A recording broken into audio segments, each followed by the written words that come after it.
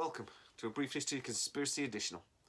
This is the second episode in my future series where I'm looking at where I think mankind will be at the end of this century. So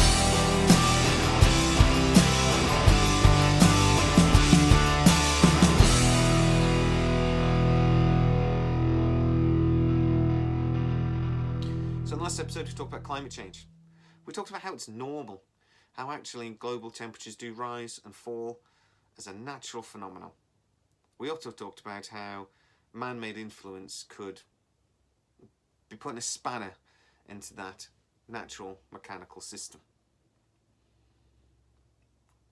We talked about how sea levels are rising, how 70% of the population lives within 30 miles of the ocean, and how almost all of our major cities are on the coastline. But what we didn't talk about is that there is potentially something mankind can do about it. So if you're new to my channel, please subscribe, like the video, and go back and have another look at the Brief History of Conspiracy series, where we're really tracking conspiracies, mysteries, and anything we really want to talk about through time in history in order. It's a huge job, it's a huge project, we're loving every second. Please leave your comments and let's really start a community. So what I'm going to talk about this week, I got a big question. Do we need to terraform the Earth? Right, so terraforming. Terraforming is the idea that you can go to another planet and engineer that planet to be more Earth-like. Stephen Hawking says it needs to be our long-term goal. If we want to survive as a planet, we need to get out into the stars, and terraforming other worlds might be the only way to do it. I have to ask though that the Earth is changing. Like I say, sea levels are rising and the ice caps are melting. Do we need to start thinking far more radically about how we could terraform the Earth? Dr. Stephen Desch came up with an idea in 2017. His plan is to build 10 million water pumps. Take water from under the Arctic Ocean and spray it on top of the ice, thickening the ice shelf.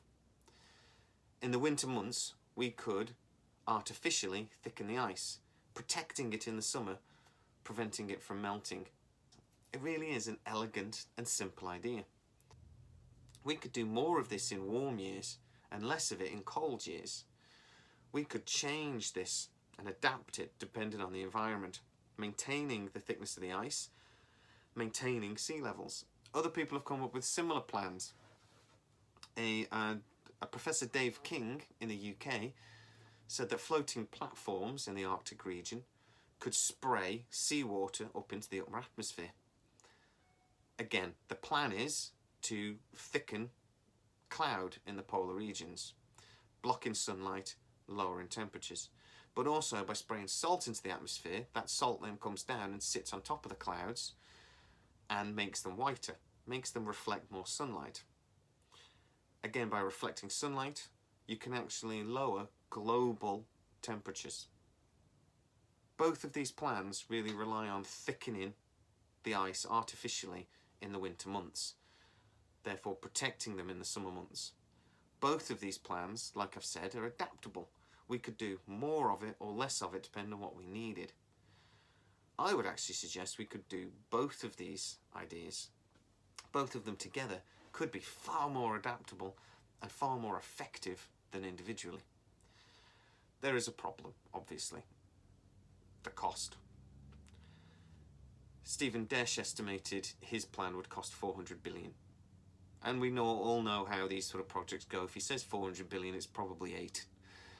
But the UK has found 200 billion pounds to rebuild its Trident nuclear missile system. If we can find 200 billion pounds to build a system to destroy the world, I'm pretty sure we can find 400 billion pounds to save it. Professor Dave King says his project would cost about £1 billion a year to manage. That's basically the cost of a decent hotel in Vegas. So again, I really think these two plans are affordable and doable. But any sort of project like this, we then really have to think about what are the possible side effects. I think about the blockbuster movie where we trigger an ice age, or something else that we don't foresee. But I think the beautiful thing about both of these plans is that if we stopped doing it, if we turned off the machines, the effect would stop. So there are other plans though that make me a little bit more nervous. One is called greening the oceans. Now, you take iron oxide and you seed areas of plankton or algae. Iron oxide is vital for photosynthesis. So when we seed the areas with the iron oxide, we see a sudden growth explosion. Now, there's two effects that we'd basically be looking for. One is if you increase the algae levels or plankton levels in the ocean, you can block sunlight, and sunlight is warming our oceans. So if we can cool our oceans, we can cool the planet. Another thing is that the algae, through photosynthesis, captures carbon dioxide and releases oxygen. Two very good things. We need to capture carbon dioxide on massive levels. They believe carbon dioxide is the main driving force behind greenhouse effect.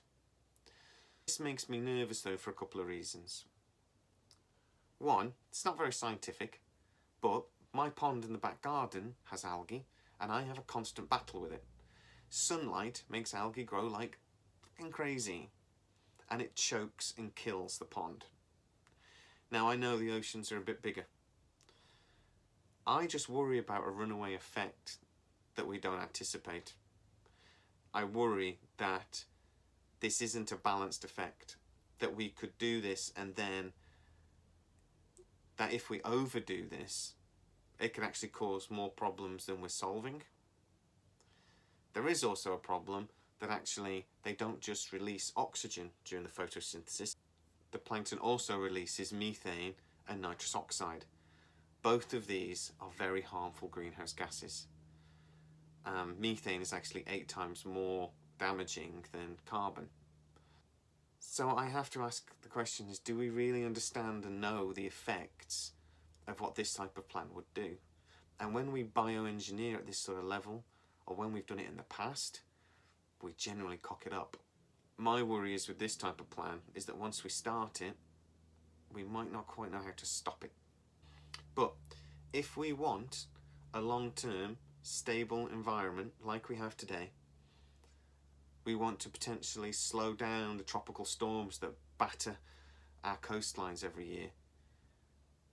If we want to manage sea levels, we're going to have to get far more radical than simply switching our cars to electric or cutting our CO2 emissions.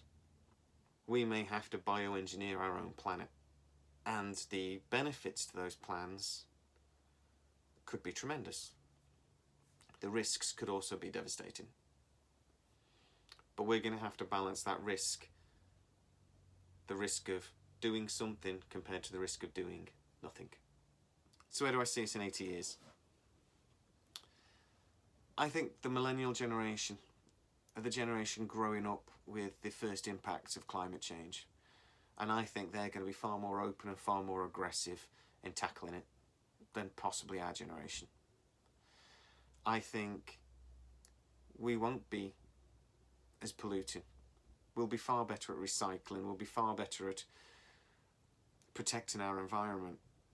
I do see us committing to massive engineering projects to control or mitigate some of the damage that we've caused. I see us trying to manipulate. I do see us trying to use nature to stabilize our environment. And then I really hope that when we do these things and when we start playing with planetary-wide mechanics, that we don't make things much, much worse. So in the next episode, I'm going to be talking about overpopulation. And I have a plan. A plan that has been mocked by many people that I've spoken to about it, but that I genuinely think is the only way we can deal with a growing population. I'm going to be talking about the future of our cities. Where are we going to be living and how are we going to live there? Thanks very much. Please subscribe. See you again soon.